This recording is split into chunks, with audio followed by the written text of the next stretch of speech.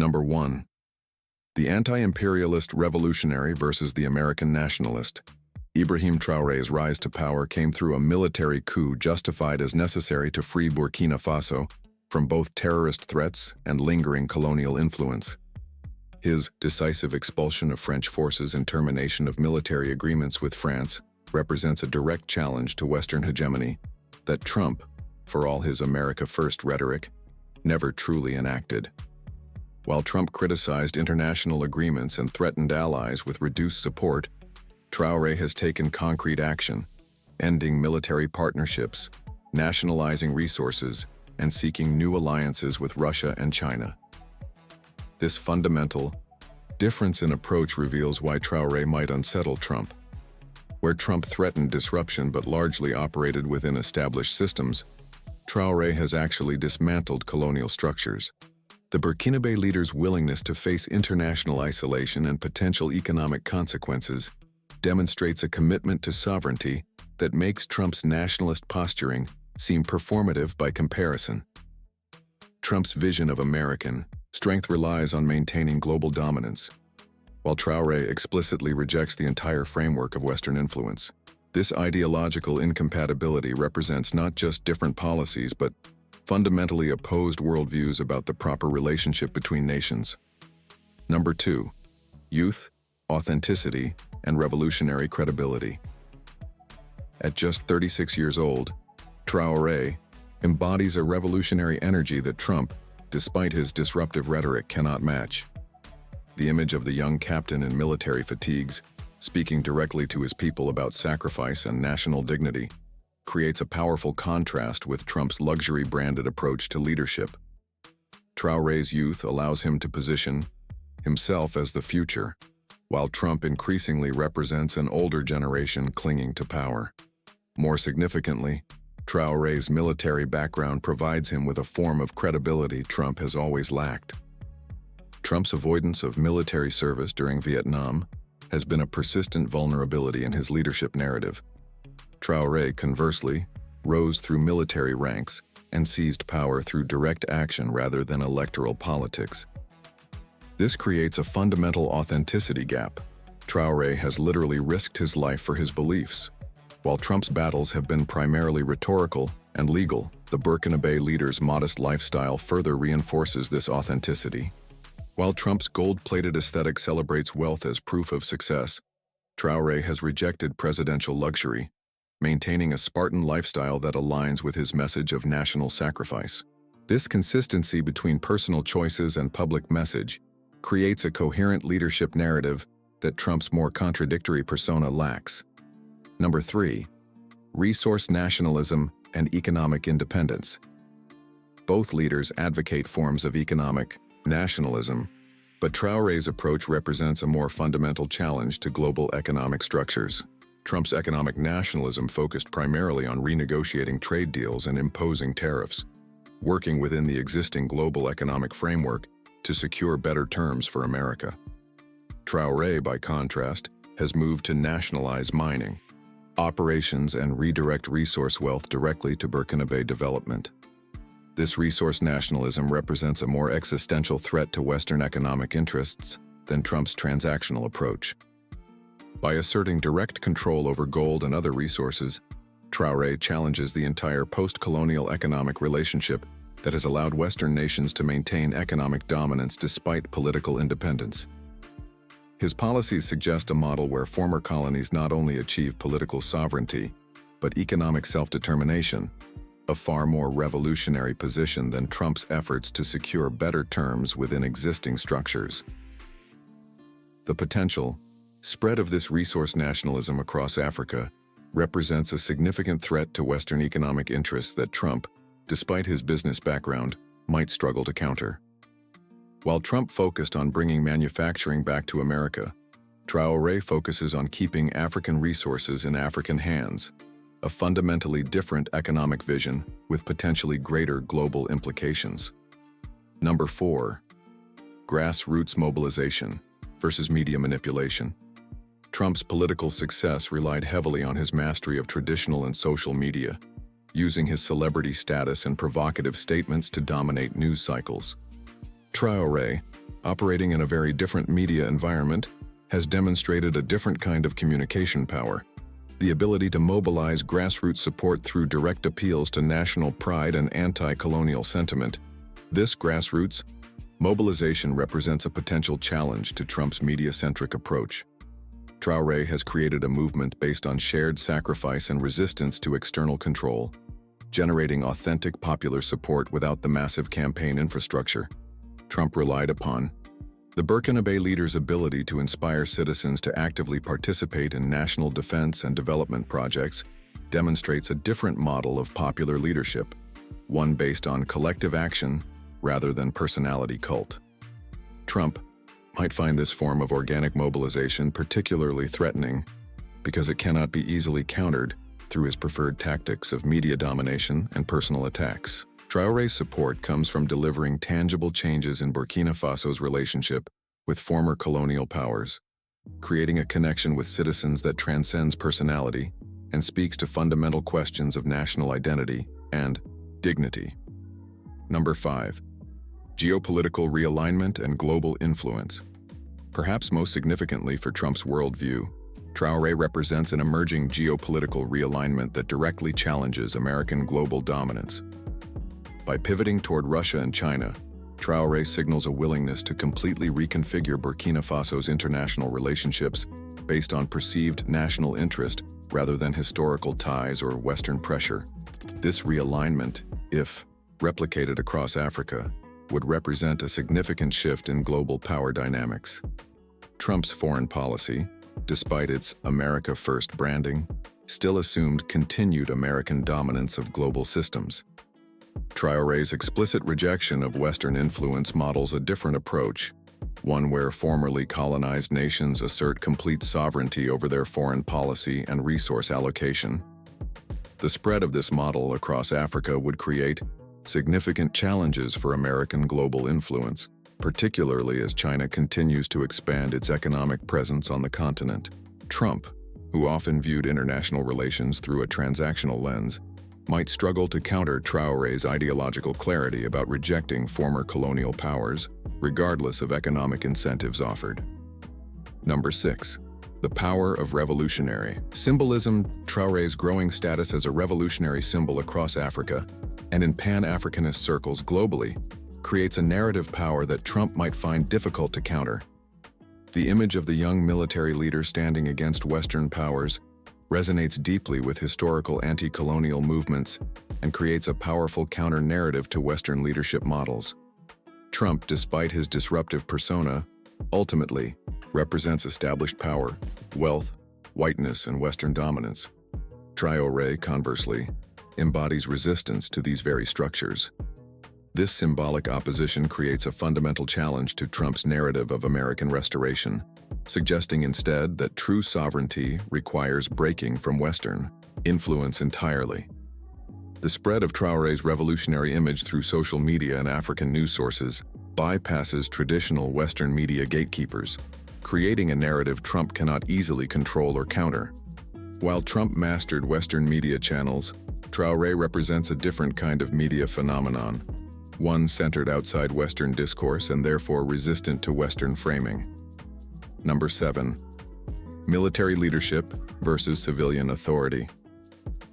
Traore's identity as a military leader who seized power through force represents a fundamentally different path to leadership than Trump's electoral victory.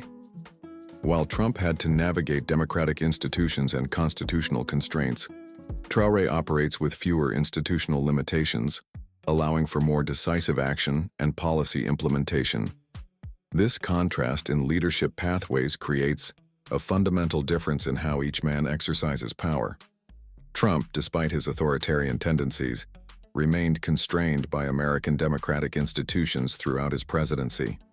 Traore, having taken power through military means, faces fewer immediate checks on his authority, allowing him to implement revolutionary changes more rapidly and comprehensively.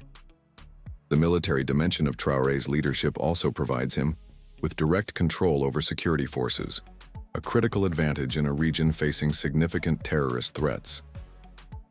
This command authority allows him to personally direct counterterrorism operations, creating a leadership narrative centered on physical courage and battlefield command that Trump, as a civilian leader who avoided military service, cannot match.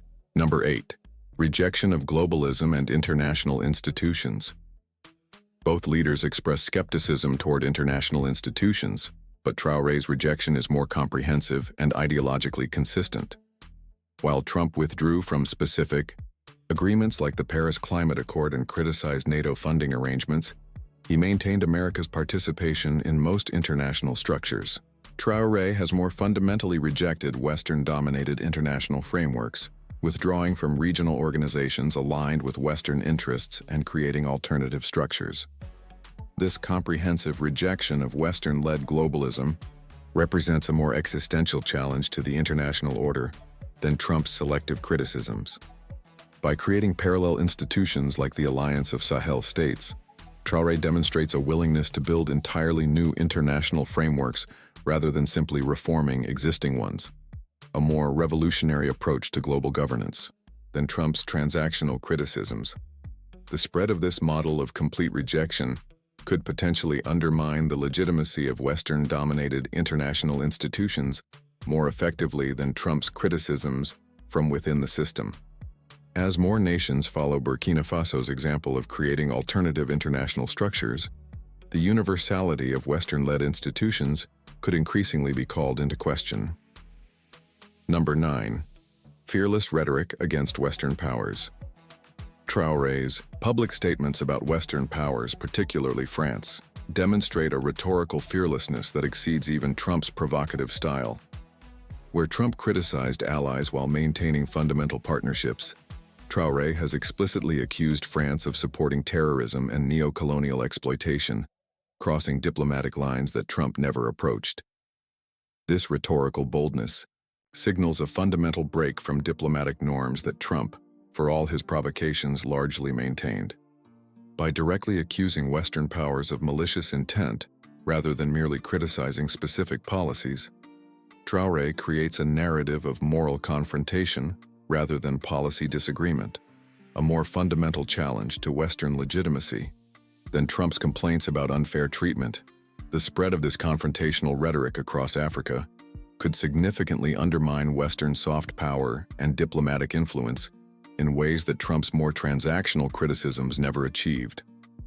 By framing Western involvement as fundamentally exploitative rather than merely self-interested, Traoré creates a moral framework that justifies complete rejection of Western partnerships rather than mere renegotiation. Number 10. Resilience, under threat and personal courage. Traoré has faced significant personal dangers since taking power, including reported assassination attempts and coup plots. His willingness to continue his revolutionary agenda despite these threats demonstrates a personal courage that enhances his leadership credibility, particularly in a region where physical bravery remains an important leadership quality. Trump, while facing political opposition and legal challenges, has never confronted comparable physical dangers. This difference in personal risk creates a fundamental contrast in leadership narratives. Traoré literally risks his life for his political vision, while Trump's sacrifices have been primarily financial and reputational. This demonstrated physical courage provides Traoré with a powerful leadership narrative that resonates particularly strongly in regions facing security threats. His willingness to personally visit dangerous frontline areas and share the risks faced by his military forces creates a connection with citizens that Trump's more distant leadership style cannot match. Number 11. Economic independence and resource control. Traoré's economic policies focus on asserting national control over Burkina Faso's natural resources, particularly gold mines previously operated by Western companies. This resource nationalism represents a direct challenge to Western economic interests in ways that Trump's tariffs and trade renegotiations never approached. By nationalizing mining operations and redirecting resource revenues to national development, Traoré challenges the entire post-colonial economic relationship that has allowed Western nations to maintain economic dominance despite political independence. His policies suggest a model where former colonies not only achieve political sovereignty, but economic self-determination, a far more revolutionary position than Trump's efforts to secure better terms within existing structures. The potential spread of this resource nationalism across Africa represents a significant threat to Western economic interests that Trump, despite his business background, might struggle to counter. While Trump focused on bringing manufacturing back to America, Traore focuses on keeping African resources in African hands, a fundamentally different economic vision with potentially greater global implications. Number 12. Moral authority through austerity. Traore's modest lifestyle and rejection of presidential luxury creates a moral authority through personal austerity that contrasts sharply with Trump's ostentatious wealth and luxury-branded persona. By maintaining a Spartan lifestyle aligned with his message of national sacrifice, Traore demonstrates a consistency between personal choices and public message that Trump's more contradictory lifestyle lacks. This moral authority through austerity resonates particularly strongly in developing nations where vast wealth disparities exist. Traore's rejection of presidential palaces and luxury vehicles in favor of military barracks and standard transportation creates a powerful symbol of leadership sacrifice that connects with citizens facing economic hardships. The contrast with Trump's gold-plated aesthetic and celebration of personal wealth could not be more stark. Where Trump presented wealth as proof of success and competence, Traore presents austerity as proof of commitment and shared sacrifice, a fundamentally different approach to leadership symbolism that might prove more compelling in regions struggling with economic development. Number 13. Pan-African influence and regional leadership. Traore has positioned himself as a Pan-African leader whose policies have implications beyond Burkina Faso's borders. By joining with neighboring Mali and Niger to form the Alliance of Sahel States, he has begun creating new regional structures explicitly designed to counter Western influence and promote African self-determination.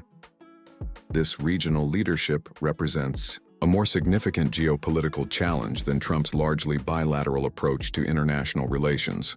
By building coalitions of like-minded African nations, Traore creates the potential for coordinated resistance to Western influence across entire regions, a more comprehensive challenge to Western dominance than Trump's country-by-country negotiations.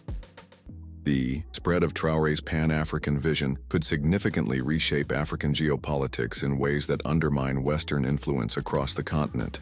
As more nations join alternative regional structures that explicitly reject Western oversight, America's ability to shape African development and security policies could be increasingly limited. Number 14. Media savvy and alternative information channels. While Trump mastered traditional Western media channels, Traore has effectively utilized alternative information networks that bypass Western media gatekeepers entirely. His messages spread through African news sources, social media networks, and grassroots communications that operate largely outside Western media frameworks. This media approach represents a different kind of communication power, one that Western leaders like Trump cannot easily counter or control. By operating through information channels that Western media cannot effectively monitor or influence, Traore creates narratives that spread across Africa and the global South without Western framing or context. The effectiveness of this alternative media strategy demonstrates a fundamental shift in global information flows that could increasingly limit Western narrative control. As more leaders utilize these alternative channels, Western media dominance, a key source of soft power that leaders like Trump relied upon, could be increasingly circumvented and challenged. Number 15. Strategic unpredictability and revolutionary potential.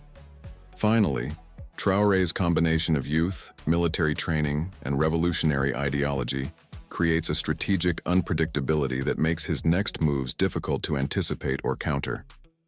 Unlike Trump, whose patterns became relatively predictable despite his chaotic style, Traore represents a genuinely revolutionary force whose ultimate goals and methods remain difficult for Western analysts to forecast. This strategic unpredictability creates significant challenges for Western policy responses. Traditional diplomatic, economic, and military tools for influencing African leaders may prove ineffective against a leader explicitly committed to rejecting Western influence in all its forms. This limitation of Western leverage represents a fundamental challenge to American global influence that Trump's more conventional approach to international relations would struggle to address. The revolutionary potential Traore represents extends beyond his personal leadership to suggest an entirely new model of African sovereignty, one that rejects not just specific Western policies, but the entire framework of post-colonial relationships.